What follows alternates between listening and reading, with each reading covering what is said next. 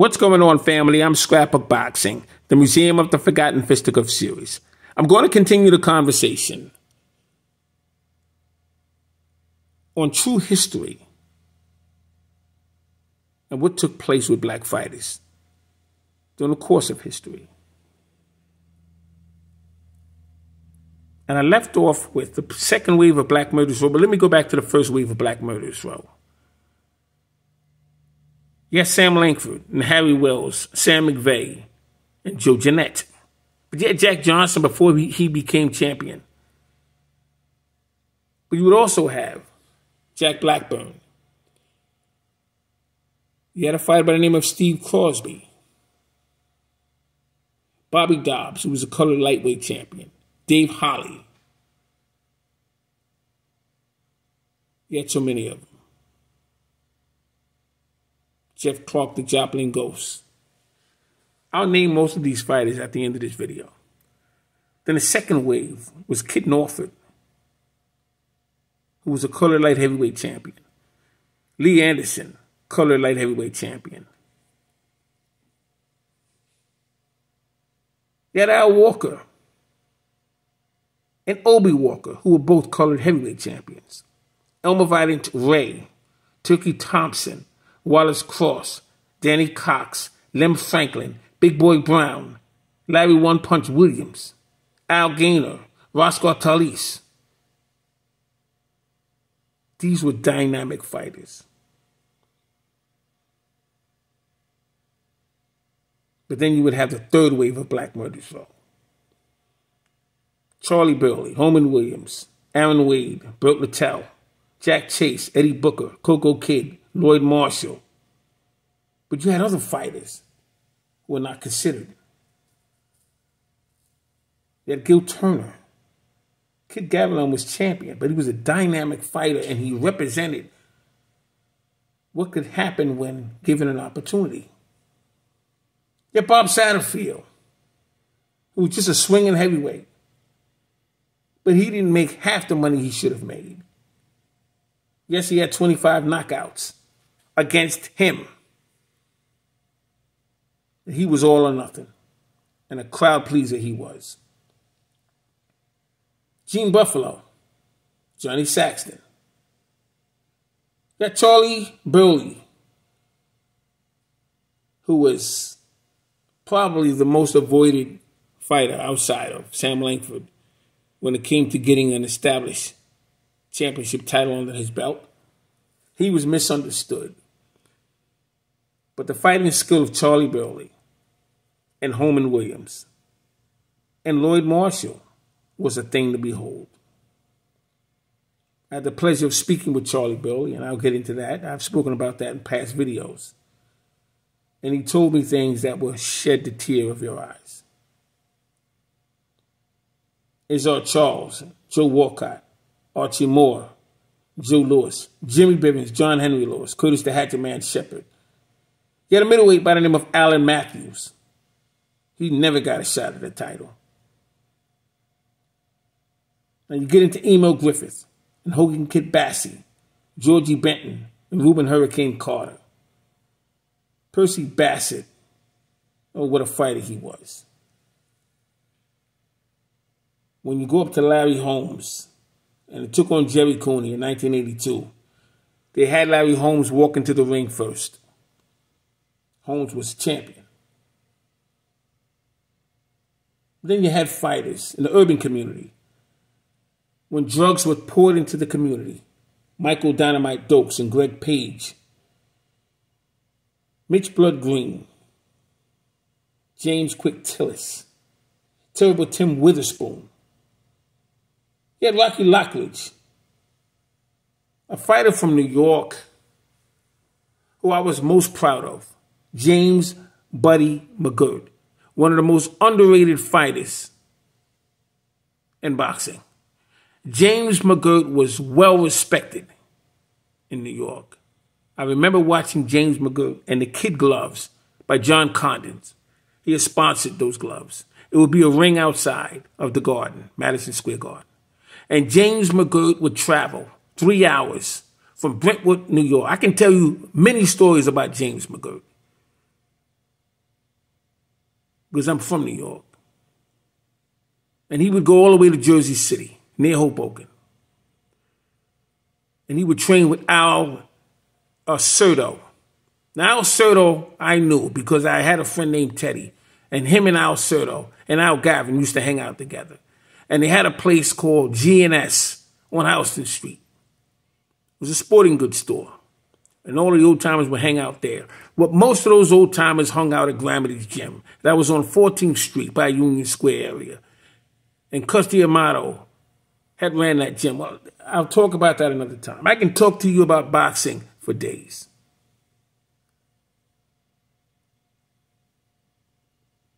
Tim Witherspoon, out of South Philadelphia. He had about 7 amateur fights. And his 15th professional fight, he'd be in a ring with Larry Holmes. I used to see Tim Witherspoon up by Split Rock. If you ask him, he'll tell you. Split Rock was up in Catskills. He would have Aaron Snowell, who wasn't a trainer at that time. Aaron Snowell was young. Don King was the promoter. And Tim Witherspoon was brought up there to spar. Well, he wasn't brought there to spar, but while he was up there, he was invited to spar with Muhammad Ali. Page, all of them, Dokes, they all sparred with Ali.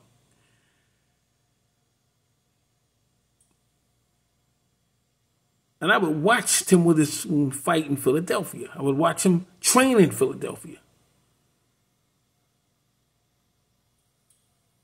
Matthew Saad Muhammad, another one. I'd watch him spar and train in Philadelphia. I told his story on my channel. You see, in 1976,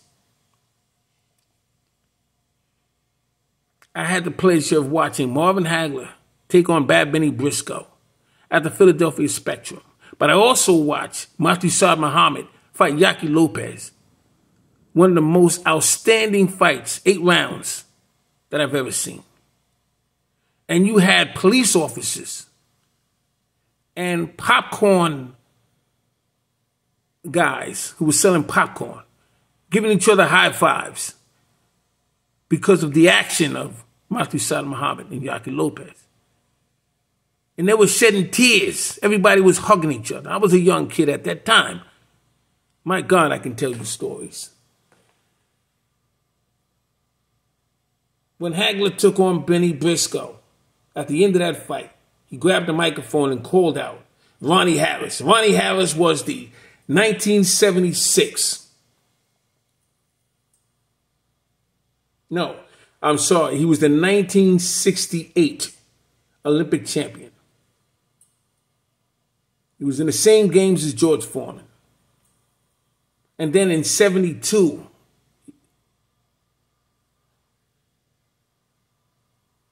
you see, these fighters from Philadelphia was something else. You had James Black and Gold Schuler. He would take the NABF middleweight championship belt from Sugar Ray Seals. Seals was in those Olympic Games as well.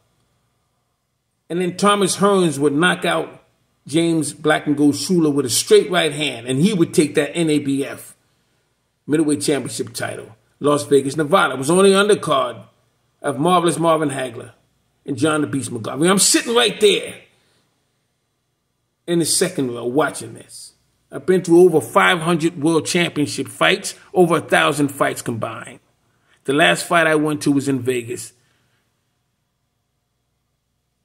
when Deontay Wilder had took on Tyson Fury. That was my last fight. But I remember fighters, Roger Mayweather, been to many of his fights, Wilfred Benitez, Sugar Ray Leonard, Marvelous Marvin Hagler, Thomas Hearns, Roberto Duran, Donald Curry, Mike McCallum, the Body Snatcher. I used to watch him as he would do his road work on Atlantic Avenue in Brooklyn, New York. You had Mike McCory at a Kronk gym, Aaron Pryor.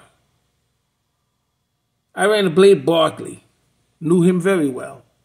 You see, he came from the Black Spades. It was him and Davey Moore. And Iron Barkley had a sister. A lot of people don't know this. She used to have one pants leg roll up. She would knock out guys in the street. I remember it was an incident about a hot dog. Anyway, he lived over there in Patterson Projects.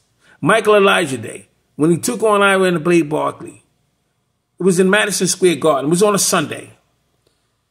And Ira and Barkley, I never forget this. This was in Gleason's gym.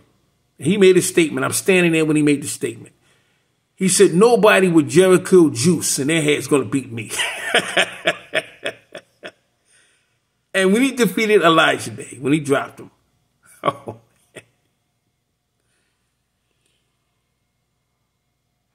you had Micah Kilowatts, Rocky Lockridge. See, Rocky Lockridge used to train Lenny Show's boxing gym. He was part of Main Events. And he would eat at the restaurant where Lou Duva would have his restaurant. But you had Michael Second to None, Frank Tate, Evander Holyfield, Meldrick Taylor, Mark Breland, Virgil Hill, Steve McCory, Pernell Whitaker, Michael Spinks, Mike Tyson, Bernard the Executioner Hopkins, Kevin Kelly, who was the first Fletching Flash, very good friend of mine. Many stories with Kevin Kelly. I remember when he sparred with Atunde the Dr. Foster, and that's when he broke his hand, did Kevin Kelly.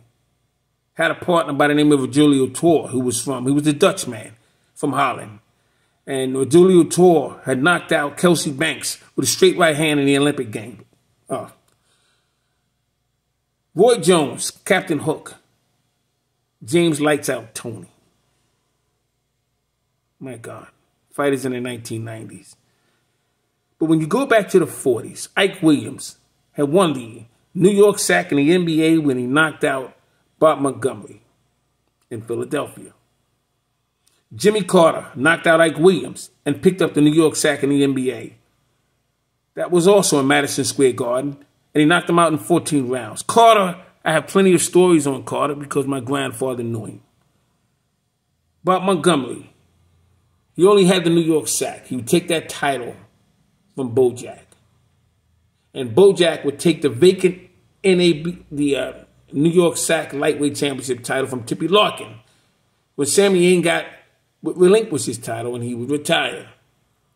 But you had Willie Joyce and Freddie Dawson. I met all these men. Luther Slugger White.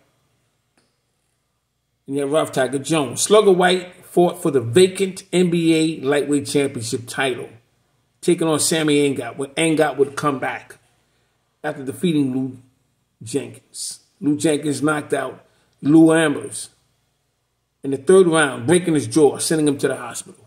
Lou Jenkins could punch. He had great black fighters such as Cassius Clay, Doug Jones, Zora Foley, Ernie Terrell. You had Eddie Macham and Amos Big Train Lincoln. You had Ernie Shavers and Bob Foster, Cleveland Williams, and Zora Foley. You had Zab Judah, Anthony Joshua, Deontay Wilder, Timothy Bradley. We should not overlook these men. Big George Foreman, Muhammad Ali, Smoking Joe Frazier, Kenny Norton, Ron Lyles, Andre Ward. The next generation, you would have Pretty Boy Floyd Mayweather. You have Devin Haney, who was known as The Dream. Earl Spence, Terrence Crawford, Shakur Stevenson, Gervonta Tank Davis. They're eating off of the labor of the black fighters in the past. When opportunities are given, great things happen. Charlie Burley was in a ring with J.D. Turner from New Jersey. J.D. Turner was a heavyweight, and he knocked out J.D. Turner. But Charlie Burley also knocked out Harry Bobo out of Cleveland. He took on Fitzy Zivic 3 times, lost once and won twice. Charlie Burley was robbed in that fight. Both of these men were from Pittsburgh. And they were trying to separate Charlie Burley from Henry Armstrong. So they gave Fitzy Zivic the opportunity. Although Fitzy Zivic lost to Burley in their second and third fight, 38 and 39. But they would still give Zivic the opportunity to face Henry Armstrong. Fought on October 4th of 1940. Charlie Burley was also in the ring with Archie Moore, and there's Charles, Jack Chase, Coco Kidd, Lloyd Marshall, Aaron Wade, Broadway. You know,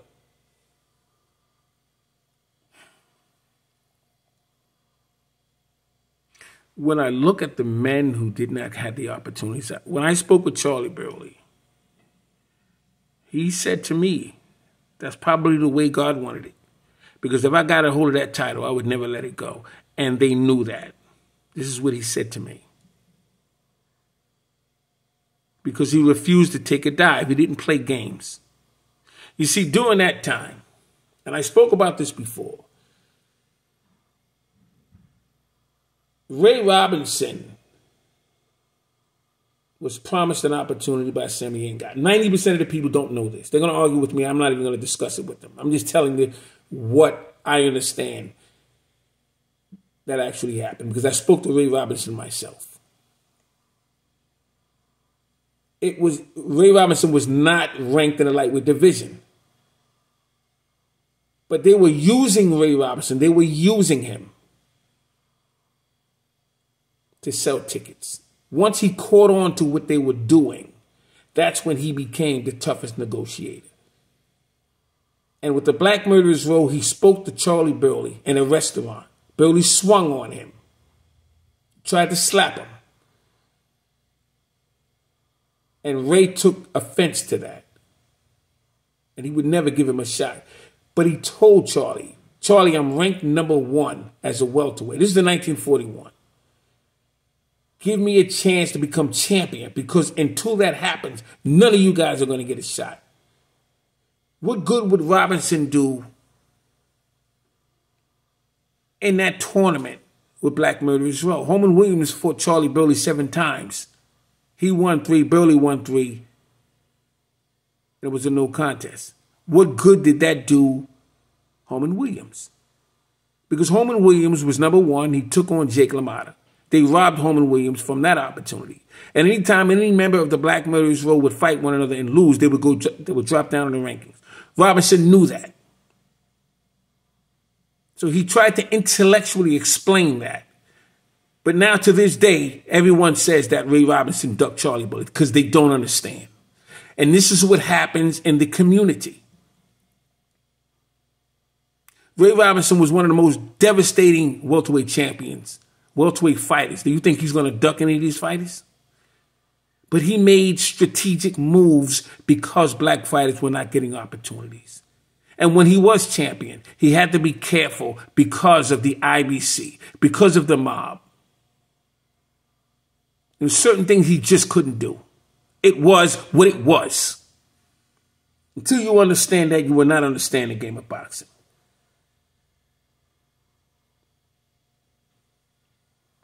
I'm going to tell you about the black fighters that didn't get an opportunity.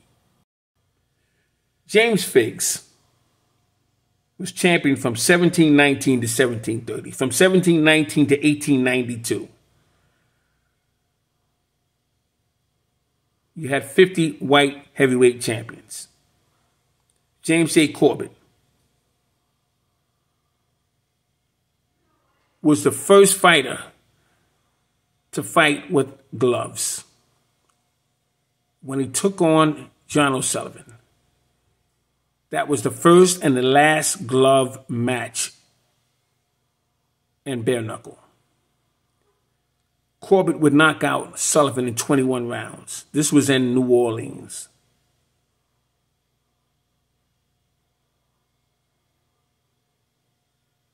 And it took 55 bouts, well, champions, I should say, 55 champions before the first black fighter would get the opportunity. And that was Jack Johnson in Australia. They wouldn't have it in America. They refused that. And it took place in Australia. And when Tommy Burns, who ran around the country refusing to face Jack Johnson, it took $30,000 in order for that to happen. And when Johnson knocked out Burns, 14th round. They cut off the cameras because they did not want to record history. They wanted to erase history.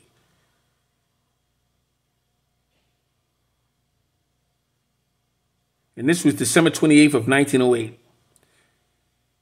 It wasn't until the 64th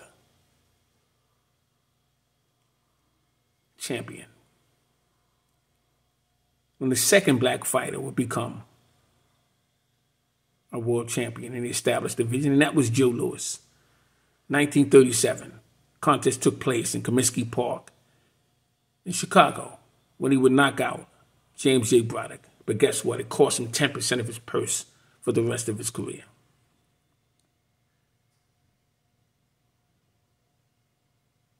Now, May 21st of 1891, the reason why Corbett got the shot with John O'Sullivan was because Peter Jackson was jobbed. And they tried to make it a no contest. And had that happened, Corbett would have walked away with $8,500 and Jackson would have walked away with $1,500. The contest took 61 rounds to complete, and they just stopped it because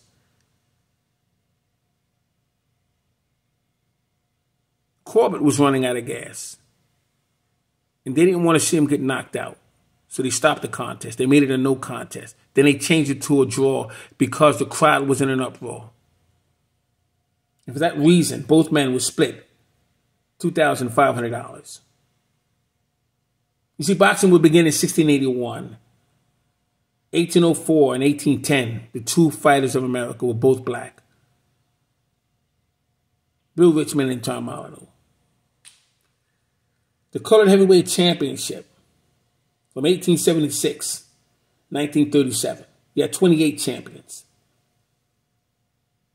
Professor Charles C. Smith, Larry Gans, Morris Grant, Charles Professor Hadley, George Godfrey, Old Chocolate, Peter Jackson, who was known as the Black Prince, Bob Armstrong, known as the King of the Battle Royale, Frank Childs, the Crafty Texan. You had George Byers, Ed Martin, Denver Ed Martin. That's where he was from. Jack Johnson, known as the Galveston Giant. You had Sam McVeigh, who was known as the Oxnard Cyclone. Joe Jeanette, the Iron Man of West Hoboken. Sam Langford, the Boston Tar Baby. This is the name he was given. The Colored World Light Heavyweight Champion. 1921, 1928. There were only two of them. Lee Anderson, the Harlem Bully, and Kid Norfolk. You had the Black Heavyweight Champion, Klondike Haynes. And Sam Langford would get that recognition from him. You also had Frank Childs in 1889. You had the Negro World Middleweight Champion, Ed Bentley, and Johnny Banks. Johnny Banks was out of Philadelphia. He would take on Frank Craig, the Harlem Coffee Cooler, and that was a hell of a contest. The Colored Middleweight Champion, 1887, 1943. You had Harris Pearl Martin, Ed Bentley, Joe Butler, Frank Craig, the Harlem Coffee Cooler, George Byers, and Sam Langford, who was known as the Boston Tar Baby. You had Eddie Palmer, Jamaica Kid, Panama Joe Gans, Larry Estridge, Charlie Burley and Holman Williams, Coco Kid, Jack McVeigh and Harry Smith, the Harlem Thunderbolt. The Colored Welterweight Champion from 1912 to 1940. And then 1940 to 1943. You had Eddie Palmer. Gorilla Jones, who was known as the Fighting Gorilla. You had Coco Kid and Charlie Burley. The Colored World Lightweight Champion. Leo Patterson, Nobby Joe Gans, Bobby Dobbs, Harry Cook, Dave Holly. You have Steve Crosby and Ruff Turner. I can talk about this game all day. What I want you to understand, that there were fighters out there that didn't get the fair opportunities. So it's very difficult to gauge how boxing would have turned out without those opportunities. There was a fighter by the name of Billy Sweet Pea Peacock. He was out of Philadelphia. And he took on Raul Baton Macias out of Mexico. He fought him in Mexico. And was for the NBA Bantamweight Championship title. And Peacock knocked him out with a beautiful left hook in the 6th round. And they threw everything at Billy Peacock. Billy made it out of that arena alive. And here comes Nate Brooks. Nate Brooks out of Los Angeles, California, knocks out Billy Sweet Pea Peacock. And that broke my heart. You see, your stories like this that I can share with you for days. You had Kid Tanner, Sonny Jones. Sonny Jones was out of Canada. He was an outstanding fighter. Yeah, Billy Arnold was from Philadelphia. Odell Police. I talked about Luther Slugger White and how he got his only opportunity. It was a vacant slot with Sammy Ingot for the NBA Lightweight Championship title. I told you about Sammy Ingot in a prior video. You had Eddie Blunt, phenomenal heavyweight. Danny Cox. You see, Danny Cox was out of Harlem. He was part of the Harry Wiley Sr. camp. You see, what fighters had to do, and why you see some records where there were a lot of losses, you were told when to win a fight and when not to win a fight. Don King tried to pull that with Tim Witherspoon and others. And if you didn't listen, they would take a towel. They would put solution in the towel. And as they were cleaning your face, you couldn't see. And they would push you out there right before the bell rang. Or they would put solution in a towel that would make you groggy and you couldn't perform correctly. They would put chicken wire inside of your mouth guard so that when you got hit, you would bleed profusely. You didn't want to take a dive. So to save your honor, the referee would have to stop the contest. Because there would be a man in the shower with a switchblade waiting on you. You don't have that today. These 50-0 records, you fall for it. You buy it. It's crap. You have to fight somebody in order to have your honor. You stop at 50. There are many men who were 70-0, 68-0, many of them. But if you stop at 50, you don't know what will happen in your 53rd professional fight. What would happen in your 55th professional fight? So that's crap.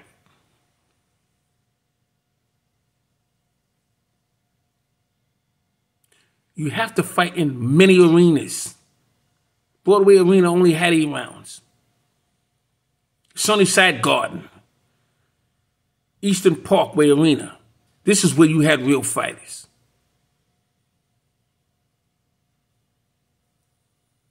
You had Bobby Green. Bobby Green was out of Philadelphia. He was a lightweight.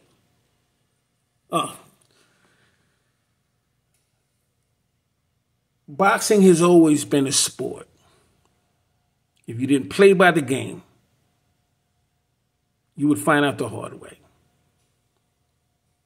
I've watched Pernell Whitaker spar many rounds. I've watched Zab Judah in Gleason's gym. Zab Judah has a twin brother who was a light heavyweight, much taller than he was. I sparred with him many rounds. That's a very nice family. His father, Joel, he had about 6 or 7 brothers. There was a lot of them. And they have a gym out there in Bed-Stuy, East New York area. Zab Judah you see him fighting in the street all the time, if you just happen to be there at that moment. Because he was that kind of guy. Many times, didn't matter who the guy was. Guy bump into him, it's on. You had guys at the Bedford-Stuyvesant Recreational Center. My God, the guys that you had there. There's a guy by the name of Glasscar. He used to do the 55 block.